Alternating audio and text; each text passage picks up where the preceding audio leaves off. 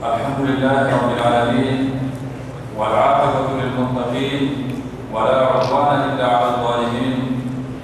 قال الله تعالى في محكم تنزيله بعد أعوذ بالله من الشيطان الرجيم: ومن أحسن قولا ممن دعا إلى الله وعمل صالحا وقال إنني من المسلمين. الآية. الإسلام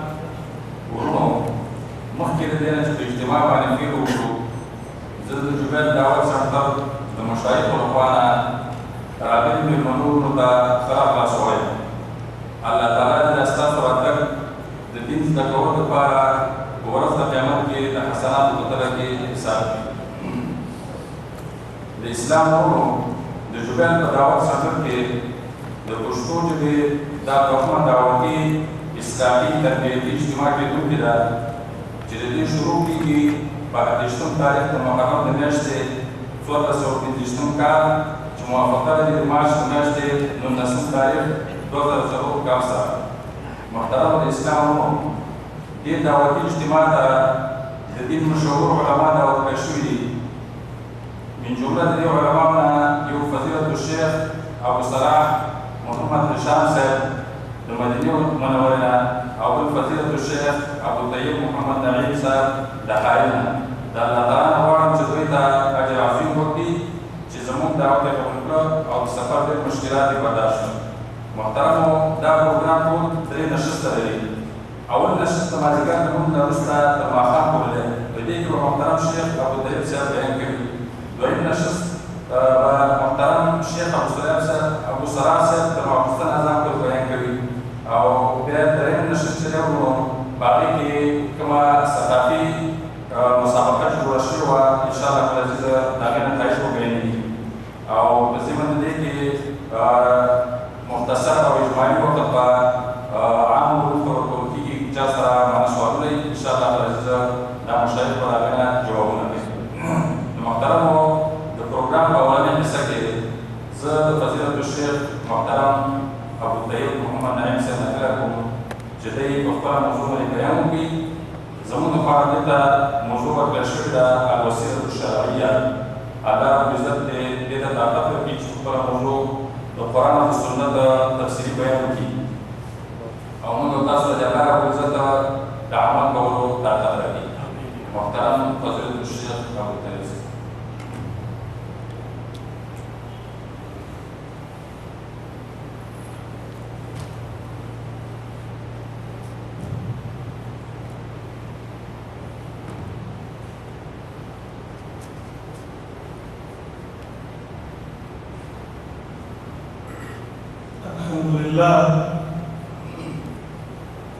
الحمد لله نحمده ونستعينه ونستغفره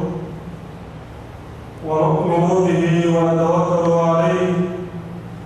ونعوذ بالله من شرور أنفسنا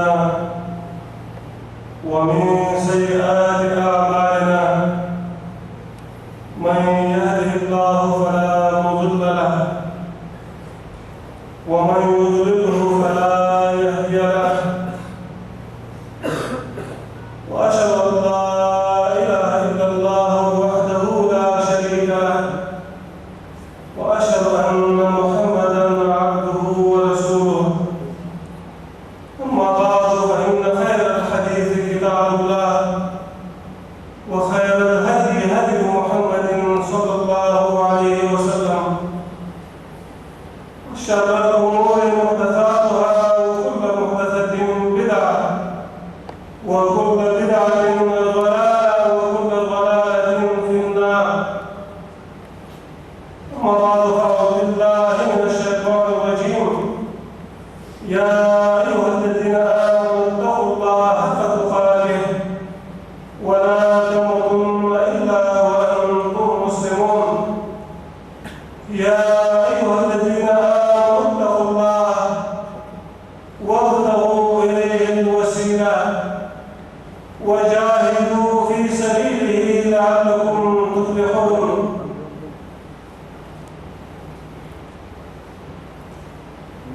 الإسلام معزز مسلمان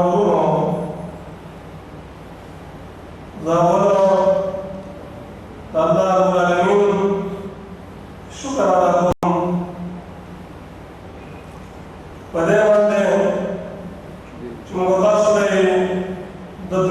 حضرت لپاره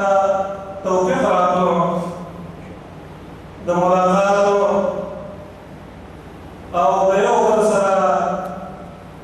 د احوال راغوښتلو او دا ملاقاتو زموږ ستاسو د دین په فکر کې موږ تاسو نصیب کړه. د الله د رحمت او د سلام وروسته د ټولو هغه ورونو شکریه ادا کول غواړم چې کوم د مکتب د دولت الجاریه جبیر په اسلامي سنګر کې کار کوي او د دې اجتماع په ترتیبولو کې هغوی پوره حصه اخیستې. الله د هغوی ته اجر عظیم نصیب کړي او بیا هغه ورونه چې هغوی د ځان ته تشریف راوړی په دې خاطر باندې چې د دین اسلام څه مسایل واوري او په خپل دین کې علم او بصیرت حاصل کړي او د دغه مقدس هدف لپاره قدمونه ایښي. الله دې هغوی ته اجر عظیم نصیب کړي. زموږ ورونو په دې اجتماع کې چې کومې موضوعګانې اختیار شوي په هغې کې یوه الوسیلة الشرعیه معنا د دې کوم مطلق دا پېژنو چې شرعي وسیله څه ده او خلکو به څنګه کوي او موږ تاسو ته کومه وسیله الله رب العالمین په دربار کې پېښ کوو. دا موضوع به موږ تاسو پېژنو لیکن په دغه موضوع ته د دغه موضوع په ارتباط مختصر څلور خبرې سره وو چې په هغې باندې به بحث کړي. اول د وسیلې مفهوم او مقصد پېژندل په لغت کې په قرآن او سنت کې په شریعت کې چې کومه وسیله هغه څه ده د هغې مفهوم څه ده. دویم خبره به په دې موضوع کې دا وي چې هغه وسیله چې کومه شرعي وسیله ده چې په هغه باندې په قرآن او سنت کې دلایل شته، هغه وسیله چې د کوم وسیلې دپاره الله رب العالمین د انسانانو پیدایش کړی چې هغه تقرب او نزدېکت الله رب العالمین ته دا په دنیا کې د ټولو انسانانو د ژوند هدف دی چې هغوی باید ځان الله رب العالمین ته نږدې کړو. هغه وسیله چې کوم ته شرعي وسیله وایو د هغې اقسام په هغه د بحث کې. درېیمه خبره په دې موضوع کې هغه وسیله چې کوم په قرآن او سنت کې کوم حقیقت نه لري الله رب العالمین په هغه باندې خفه کېږي، هغه وسیله چې کوم حرام او ناروا ده او په خلکو کې د دې وجې نه رایج شوې ده چې هغه سره هغه په قرآن او سنت باندې نشته، په هغه باندې بحث کېږي چې هغه ناروا او ناجایز غیر شرعي وسیله. او آخري ضروري مطلب او مقصد هغه به په موضوع کې دا چې په آخر کې بعضې شبهات او یا اعتراضونه چې هغه د خلکو په زړونو کې پراته دي او د دې لپاره چې د هغې په نتیجه کې هغوی هغه باطله او غلطه وسیله د الله رب العالمین په دربار کې پېښ کوي، د هغې ځوابونه وکړي، څه شبهات اعتراضات خلکو جوړ کړي د هغې به انشاءالله جوابونه وکړي. دا مختصر څلور خبرې د آیات څخه راځو اول مطلب ده وسیلو په اسلام کې بلکې د لغت په اعتبار سره او په قرآن او سنت کې کوم تاسو په ډول سره سوچ او فکر وکړو قرآن او سنت مطالعه کړو نو د وسیلې مفهوم او مقصد هغه د وخت په اعتبار سره په قرآن او سنت کې هغه بالکل واحد دی باندې هیڅ نشته چې هغه څه ته ویل وسیله علماء دا چې کوم جامع علی تعریف کوي آیت فرمایي التقرب الى المطلوب والتوسل اليه برغبه وسیله دې ته ویل کېږي چې انسان خپل ځان یو مقصد او مطلوب ته رسوي چې هغه څنګه الله تعالی موږ ته ذکر کوي دا د هر یو مؤمن مسلمان یو مقصد دی دا د هر یو مؤمن او مسلمان یو ارمان دی چې هغه رب ته نږدې شي لکه الله ته نږدېدل په سره د وخت او مینې نه دې ته ویل کېږي یوه وسیله معنی شوه یعنې الله ته نږدې سره د مینې او د محبت او د رغبت نه دې ته ویل کېږي د وسیلې عامه د دې وجه امام ابن عزیز رحمه الله هغه خپل کتاب کې د وسیلې تعریف کوي چې فرمایي الوسيلة القربة والواسطة وما يتوسل به إلى الشيء وسيلة هغه دې ته ویل کېږي چې یو انسان قربت او طلب حاصل الله تعالی ته ځان دي او الله واسطه نه کوي او هغه ته وسیله لري چې انسان په مقصد باندې رسیدي هغه ته وسیله کوي رواه امام فیروز آبادی دا کتاب د مشهور کتاب القاموس المحیط عنوان د لغت کتاب دی هغه کې د وسیلې تعریف کوي هغه فرمایي وسل الى الله توسيلا عمل عملا تقرب به اليه فرمایي چې د لغت په اعتبار سره وسیله دې ته ویل کېږي عرب وایي چې وسله معنا چې داسې عمل دې وکړو هغه انسان داسې عمل وکړو چې په کوم باندې خپل ځان الله تعالی ته نږدې کړي دا د امام فیروز آبادي وایي چې دا د وسیلې مقصد ابن باز رحمه الله دا کتاب معاذ المقایس محمد دا کتاب هغه دې نو وسیله تعریف کې فرمایي الوسيلة الرغبة والطلب وسیله دې ته ویل کېږي چې انسان په رغبت او مینه سره په محبت سره د یو څه طلب کوي او خپل ځان یو مقصد ته رسوي په مینه او رغبت سره لوجه هوي الواصل الراغب عرب چې کله فرمایي واصل معنی کې راغب سره چې رجال چې سره مینه هغه د ویل کېږي واصل معنی دا چې هر یو مؤمن او مسلمان هغه په خپل ژوند کې الله رب العالمین ته خپل ځان نږدې کوي دغه د ویل کېږي راغب او واصل لوجه هغه د لطیف مشهور شاعر دا یو شعر په استقلال کې پیشکش شاعر او ارى الناس لا يدرون ما قدر امرهم الا كل ذي دين الى الله واصل فرمایي هغه دې بخاري شاعر هغه وزرا خلک یې چې دا بیچارهګان دا مسکینان هغوی د خپلې مرتبې او رتبې نه خبر دي لیکن هر هغه خلک چې هغه کې دین دی په هغه ایمان او اسلام دی هغه خپل ځان الله تعالی ته نږدې على كل ذي دين الى الله واسلو معنا خپل ځان الله تعالی ته نږدې انسان وسیلې معنا شو چې مطلوب او مقصد ته ځان رسول لیکن په مینه او محبت سره چې موږ تاسو یو مطلب او مقصد درلودو هغه دا دی چې موږ د الله تعالی په دربار کې الله دوستان دي الله ته موږ نږدې شو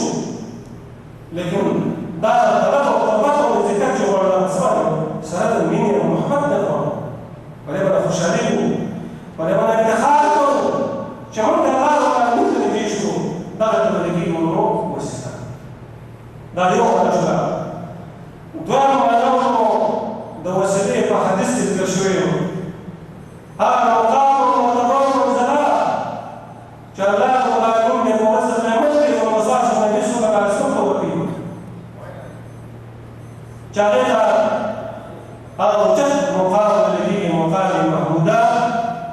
هغه ته مرتبه ویل شوې هغه ته منزله ویل شوې په احادیثو کې د دې وجه نه حدیث پاک راځي رسول الله صلی الله علیه وسلم فرمایي اذا سمعتم المؤذن فقولوا مثل ما يقول کله چې تاسو اذان اورئ مؤذن وایي الله اکبر تاسو ته جواب ورکوئ پیغمبر پاک صلی الله علیه وسلم فرمایي ثم صلوا علي هغه پیغمبر پاک صلی الله علیه وسلم فرمایي چې کله د اذان جواب ورکړو بیا ما درود ووایئ ان من صلى علي صلى الله عليه بها عشر يقين هذا من المسلمان جاء ما يوزن درود يوزن وجه الله وصلى على محمد الله العالمين تعالى مقابل كده ومن مسلمان يوم تصل الاجر وصواب وكيل بان اخذ كيف الله صلى الله عليه وسلم ثم اسالوا الله هذه الوسيله بأزواجها أو وسيلة لكم إنها منزلة في الجنة رسول الله صلى الله عليه وسلم جاء وسيلة دائم المقام أو مرتبة جنتهم لا تنبغي إلا لعبد من عباد الله أغلاسي ومطلوب منزلة جلال العالمين أغهجة الوكيم ومنعب إنسان جزاء الله العالمين نيك بندر لكن رسول الله صلى الله عليه وسلم فرمایي فأرجو أن أكون أناه زمادا امید او یقین ده چې هغه بنده چې الله العالمین ورته په جنت او اوچت مقام ورکوي دا ذهن پیغمبر پاک صلی الله علیه وسلم فرمایي نو د وسیلې هغه ګران مقصد تاسو پېژندلو چې هغه مقام او منزلت چې الله العالمین په جنت کې تیار کړی د رسول الله صلى الله عليه وسلم او قرآن او سنت راشو نو په قرآن او سنت کې د وسیلې هغه مقصد ته ورکوم چې د لغت د امامانو ایمو مهمکان هماغه مقصد ته ورکړو په قرآن او سنت کې مفسرینو او محدثینو کار د دې وجه امام ابن جرير الطبري رئيس المفسرين جل القدر الإمام عظم شان وحسنه هذا داعي التفسير جلال العالمين فرمائي وفق إليه الوسيلة فرمائي القربة جتاسو خبر العالمين قربتنا ورزقتنا دار ما نوم خلوه قربته كوجه أي من المفسرين دو وسيلة شرعي مقصد بيان دا غير او ضروري مقصد کوم مقصد مقصد کې یو مطلب دی مقصد دوه مسله ما تاسو واستلو چې وسیله چې کوم شرعي وسیله او دا غیر احسان کوم تاسو سوچو شرعي وسیله دا هغه وسیله چې الله ثم ساسو آدم علیه السلام باندې ولې ثم ساسو آخر کې محمد صلی الله علیه وسلم پورې د ټولو فرزانو د الله د ذکر او الله تعالی د مختلفو احوال او حالات کې وسیله تر دې چې الله السلام هم وسیله د رب العالمین چې مشهور څلور کلمات چې کله شیطان موسی سره او شیطان یې سره دوکه وسره وکړه زهره وسره وکړه زهره وسره وکړه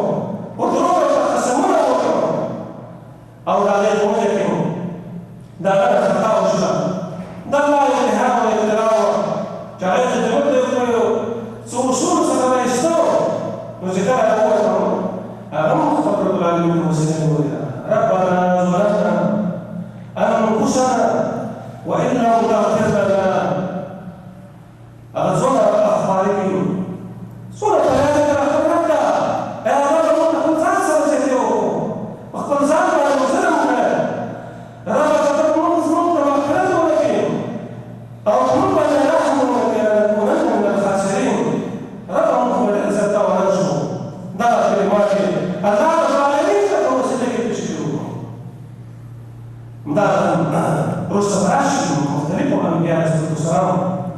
الله رب العالمين وسيلة الشرعية وسيلة على الأشكال رب العالمين بلكن ده هو إنسان فكريانه ده جوه المقصد ومنتظر المقصد شخص هذا الله يجيب الله يجيب وما خلقت الجن والإنس إلا ليعبدون ما السماوات والأرض نبقى الذين بهذا السماوات نجيبهم بل نجيب عبادتنا الله العالمين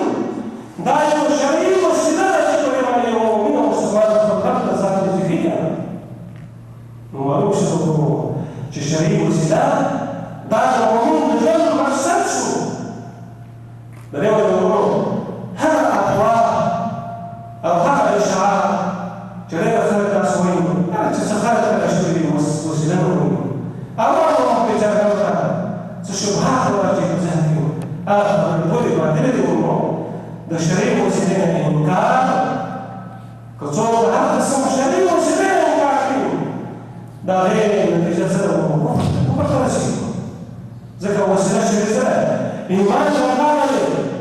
ده في حرام عليه الصلاة والسلام بدليل الكعب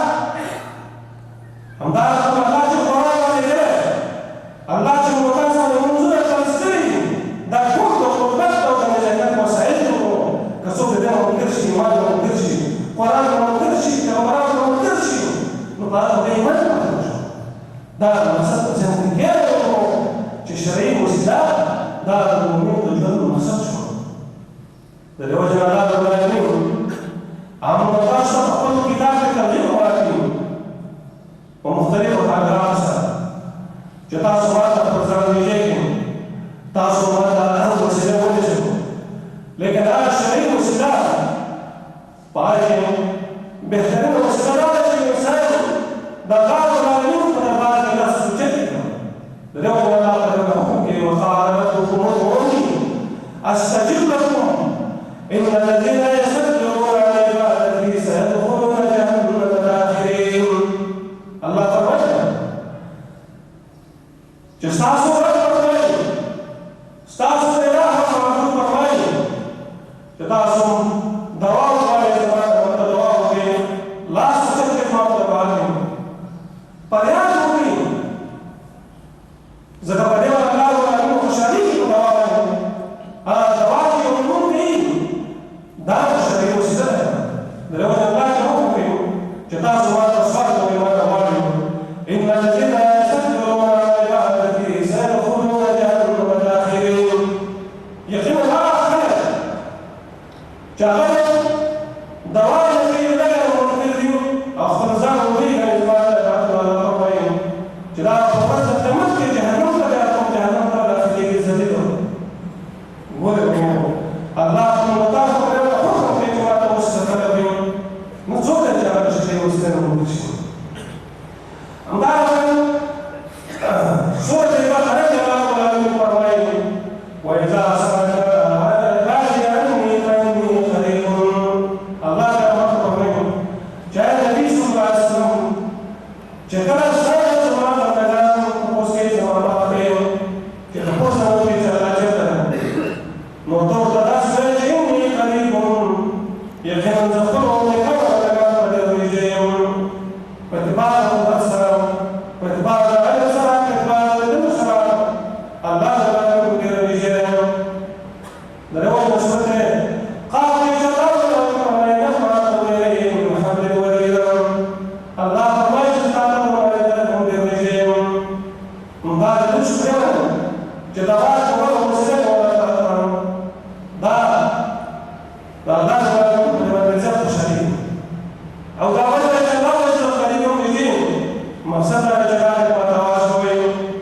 حاجة جلال تكليف المعنى وصفات المعنى نضعها يجب كده فضل تعالى المستقيم نماذج عاشق وعاشق يا الله المصر مصرته بإزمان مصر دخل إزمانه أصمار ويوم السكين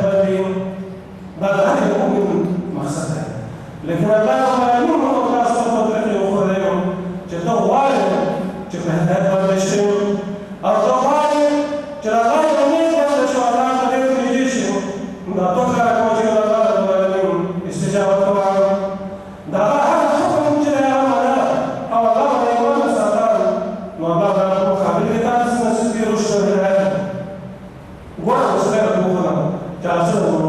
دواء ولكن قرآن بشباب ناتوة في الترغيب والإنسان والسيدة الشريع والسيدة لكن لا الشريع والسيدة كم متاسو وقرآن وسنة يسوع في قلوبهم غلطوا أو تتطور كانوا هذا الشريع والسيدة أغاد دريد الصلاة يتم القرآن والسنة ما يمينه أو تفسير سنة المغاصة ما يقول وبنزوع سنة ترسيهم يقصد الشريع والسلام هذا الإنسان يوم صدر لا بعض من يستحسنون صفاتهم أهذا وصفتهم يوم صدر السلام بل لا تقولون وصفتوها لكن استعلوا حدث داسوية يوم سمان يومين داسوية لك الله وإن يشهدك يا الله تسرع حاجبهم تعالى أصالهم بأنك أنت الرحمن الرحيم اللطيف الخبير أنت الكريم ولا يسأل أغلب عافية صالحين يا الله صالحين نسوي يا الله زستار بعض زكاة الرحمن الرحيم زادين أو تخبر على التكليف من وسعه وهذا سيكون على ويمين أغلب وسيكون يوصف الشريك والسلاح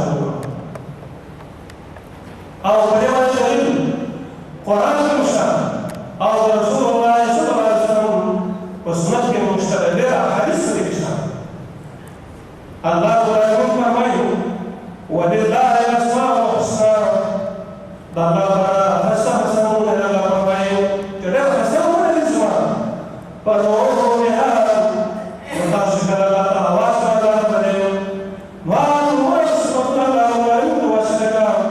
فهو يتزنى بعد شيئا ولا وزما نمونة يسمى فهو يسمى لها دعس وجه الرحمن الرحيم يرحمني يا الله الرحمن ترحيم كما يرحمك تذكرون وحين كريم ربنا السكين دارنا واسمه الله توسل عليهم مقصد حاسمك الرسل الله تعالى يقول وذروا الذين يلحدون في اسمائه او غير هذا سن شغل الله منكم وصفه لسبيل حقهم كجدوكم سخروا ملحدين وضوين شاهوا الله تعالى من صفتهم جكر الله من مو لا شيء صفات شيء بعد سبيل كدوكم يا لتحريم يا للحاكم والله تعالى كمان جاء كسر غير الحاكم او ملحدين كثيرون في جواب صفتهم من كافرهم سيجزون ما كانوا يعملون الله ما يجزون سزاء وعقوبة فاخبر القرآن الله ما يجزون ورزق المكين السام لا هو يدير سزاء ويحكمهم لا لا نص ولا لا ينكلوا هذا صفات الله ولا من الفزان ما سبق يا رسول الله صلى الله عليه وسلم لا ما سبقه غير توم نبيه تبقى الله ولا من الذي سبحانه ونسيب جلال ولا من قوم لا استواء على العرش تقرأ القرآن ولا أو تدور على السنة والجماعات إجماعين الباقي والسلام سبعة من البارزة سقوطا لهم كشوف ما الله ولا فرمين جلسوا زمان سقطوا اليوم هو يتحدثون أبريد لا يخبر ما نضايق الشعور جلال وسلم ستسمعنا باسماء وصفات الله أمدار من الذين يوم حضرت سليمان عليه السلام ورسول الله الذين الله تدور وما تقول أو داسي شيء وتقول كذا بعد ما بيبيعوا دعوة حكومته تخطو على الطوابع الجميلة the sound of thinking على طول ما وصلت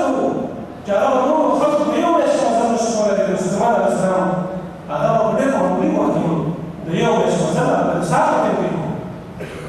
أو تمازجات بتعمل موضوع مسألته لكن هو الآن يتعدل على اليوم يشتغل الله يقول بعض الناس كده ولا كده بس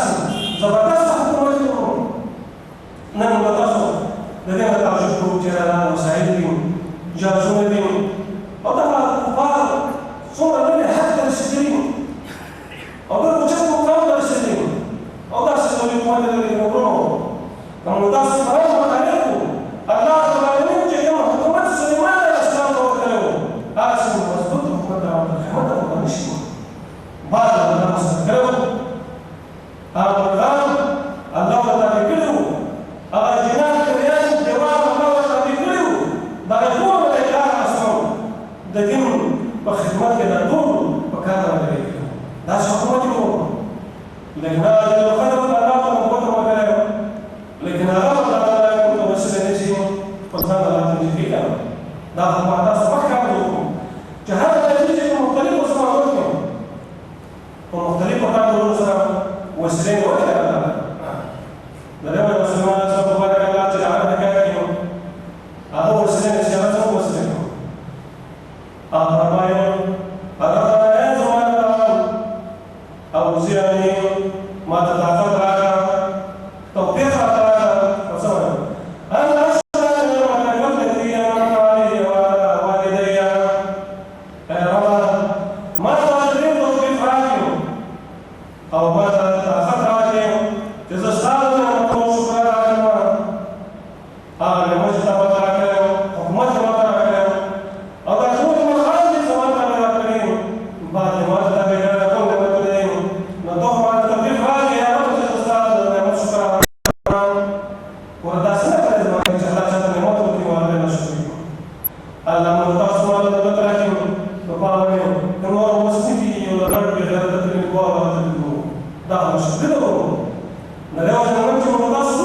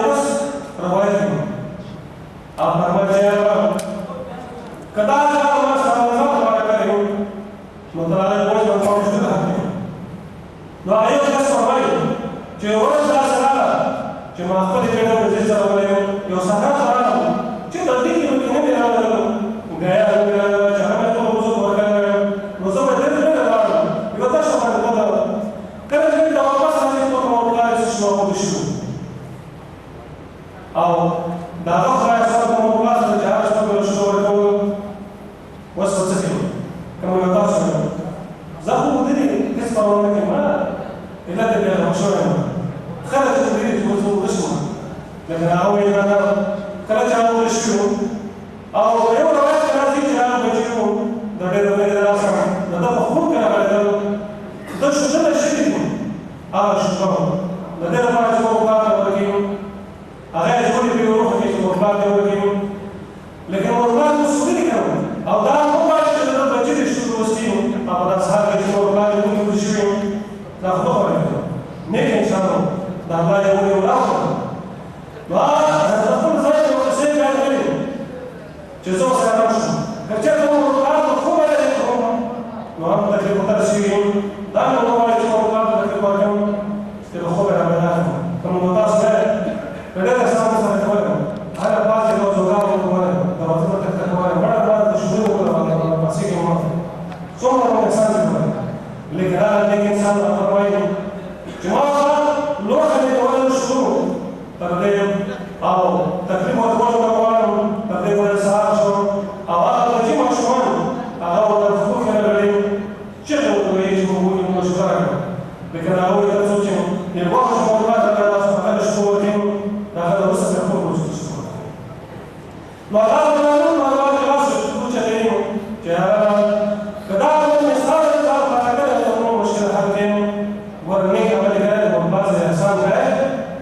هغه یې الله تعالی ته په وسیله کې پېښ شو نو هر کله چې په وسیله کې ورته پېښ شو نو حدیث پاک کې د بخاري شریف حدیث دی چې د الله په قرآن باندې هغه راکړل نو چې دا لکه رڼا پیدا شوه په دې دا الله وصف کوي د ولدین ولي الله دا کرامت مې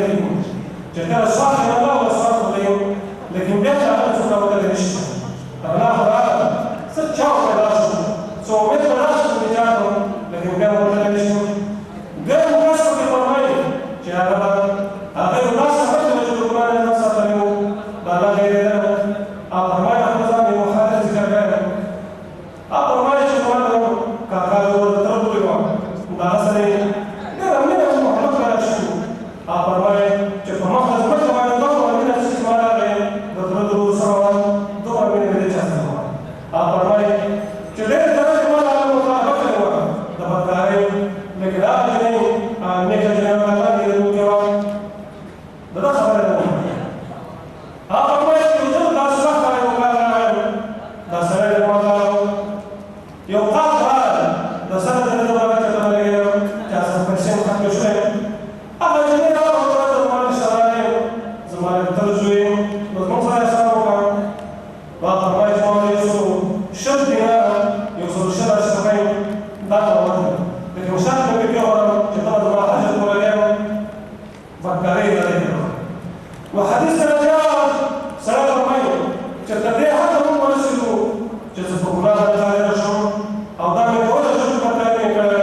لیکن هغه جنۍ ماته اواز کوي یو فریاد یې وکړم هغه فرمایي چې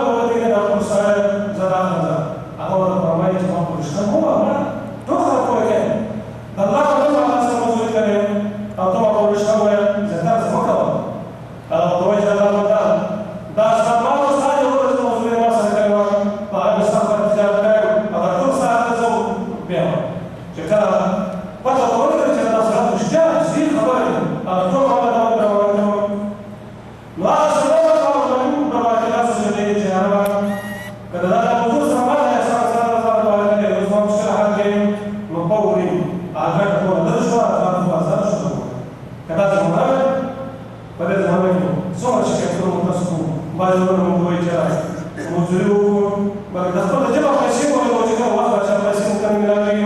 ثم سلام سهل لكن هذا لك عسل هذا الموضوع حتى يقولوا لكن هذا مخاطر يا الله التجارة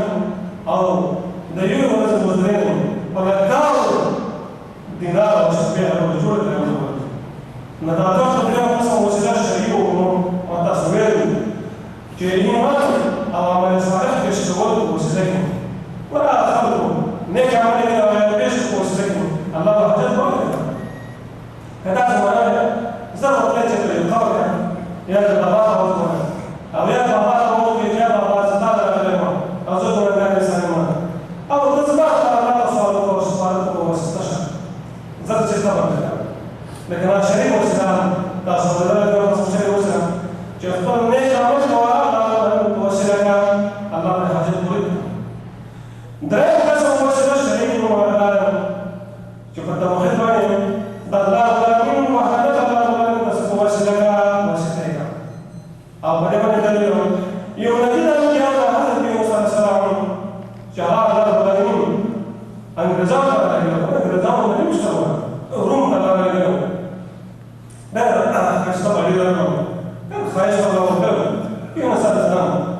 لكن قوم يتوقف له قوم يتفرعون له وعليه اجتهاد في الجهاد كما يوم يوم الله وكذا قوم البلاد قوم ربنا كده يخافون منه والله تعالى زاد له اجتهادهم وعليه اجتهاد الله وحده كان يجربكم ويجربكم تقدروا كلا بعض الله الله بين مشروع مشروع وغيره كشتغل مشروع انت اذا خلت محتاج شو ضرورة شيء وكسر سن طوال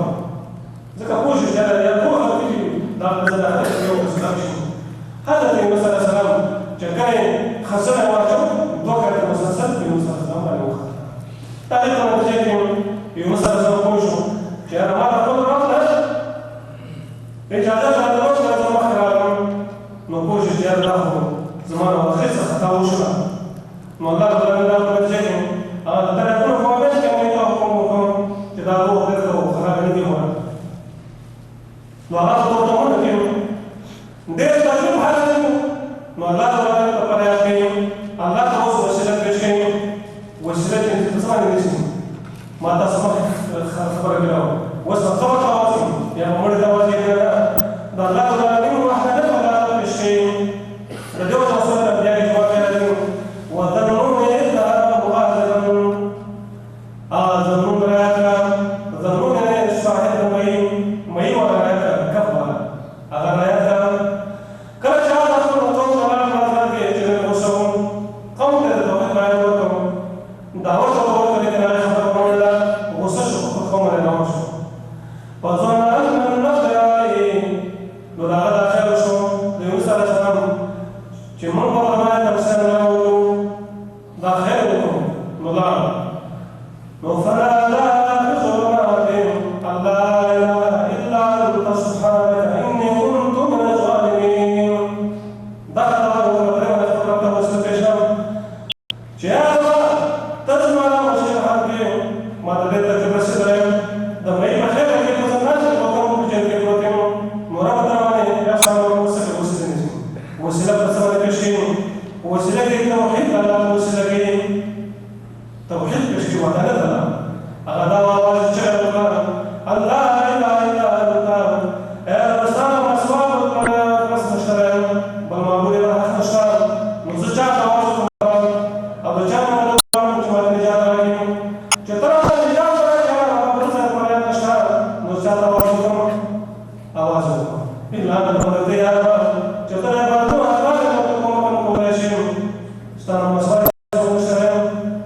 سبحانك أو تقاطع يا الله إني كنت من الظالمين أو الجنة ما تخصص سرزة يوم التراب وصلت لك واحد الله أو دلوا على التوحيد لا توصلك بالشعور مدار لا ربي جاب الرجيم واحد من الكلمة جكان سويوني إنسان دلوا سين ودين أو غدا واجه الله ولا واجه والله فرجينا من الغم الله فرمي جمال هذا لي مثبت وقم جامعه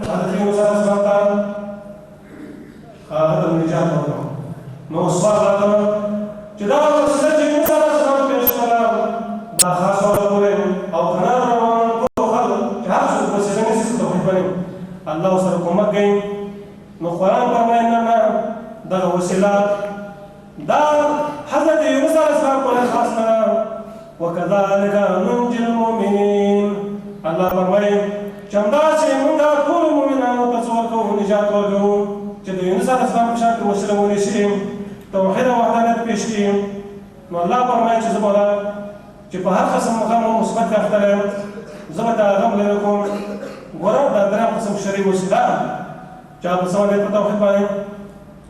څلورم قسم وسیله ورونو هغه دا ده چې یو انسان راځي، تا باندې مصیبت راځي، تکلیف راځي، خپله عاجزي او حاجت او فقر الله رب العالمین ته پیش کول، په خپل مسکنۍ د خپل حاجت اظهار کول او په دې باندې اعتراف کول چې الله زه ډېر کمزوری یم. په دې باندې الله رب العالمین خوشحالېږي. او په دې باندې دلیل دا دی حضرت ایوب علیه السلام یو جل قدر نبی و، الله ته مال او دولت ورکړی و، ډېر سخته مالداري الله ورکړې وه، لیکن الله به امتحان کړی و. دا په روایت کې راځي 7 کاله یا 8 کاله بیمارۍ کې اخته و، او داسې بیماري چې په بدن باندې مبتلا شو. بچي ول الله ورکړل، الله ته الله واستل، هغه ول الله ورکړل، او مال دولت له الله تعالی واستل. ډېر امتحان پر راغلی و هغه جل قدر نبی او پیغمبر باندې. لیکن هغه چې کله تم شو نو وسیله کوي، په وسیله کې ورڅه پیش کوي؟ الله ته فریاد کوي، او د هغه فریاد او سورت انبیا نقل کړی. الله رب العالمین دا نقل کوي وایوب، او یاد کوي ایوب علیه السلام اذ نادا ربه، په وخت کې چې خپل رب ته چغه کړې، خپل رب ته یې آواز وکړ، چغه ورته ویستله، فریاد یې ورته وکړه د ده د زړه نه. او څه ورته ویل ربي انی مسنی،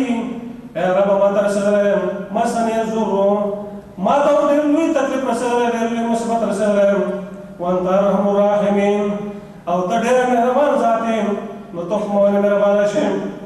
سوال یې وکړ، ګوره خپل عجز الله ته پیش کړم چې زه خو ډېر په مصیبت کې مبتلا یم ربه، او ډېر تکلیف کې یم، او ته مهربان ذات یې، نو ته څوک یې زما مشکل حل کړې. نو هر کله چې وسیله یې پیش کړله او د خپلې کمزورۍ اظهار یې وکړ، نو سردار د الله تعالی نه اجابت راځي، الله له سوال قبلوي. الله فرمایي فکشفنا ما به من ضر، نو ما د ایوب علیه السلام نه هغه مصیبت لرې کړ چې کوم په ده باندې راغلی و. واتیناه اهله ومثلهم معهم، الله وایي چې ما ورته مال او دولت او هغه بچي چې ما له هلاک کړي وو، مو وژلي وو، هغه مې موږ ورکړه، او د هغې 2 چنده مې له نوره ورکړه. بیا سوال راته چې دا بچه ایوب پورې به خاص شو. الله وایي نه نه رحمتا من عندنا، الله فرمایي دا زما رحمت و په ایوب علیه السلام باندې چې هغه مې بچي مې ته ورکړه، او هغه مې مال دولت هم ورکړم، او د هغه بیماري مې مخه کړله. وذکرا للعابدین، الله وایي نه نه دا پوره خاص نه، او دا کار مې ځکه وکړ د دې لپاره چې الله نیکان بندګان دا عبرت واخلي، پند واخلي، نصیحت قبول کړي. نو مقصد دا شو چې چا نو مصیبت راځي، د ایوب علیه السلام په شان وسیله پیش کړه، اظهار وکړه د عجز. حضرت زکریا علیه السلام هغه هم الله رب العالمین ته عاجزي پیش کړې وه، عاجزي کړې وه، نو الله وسیله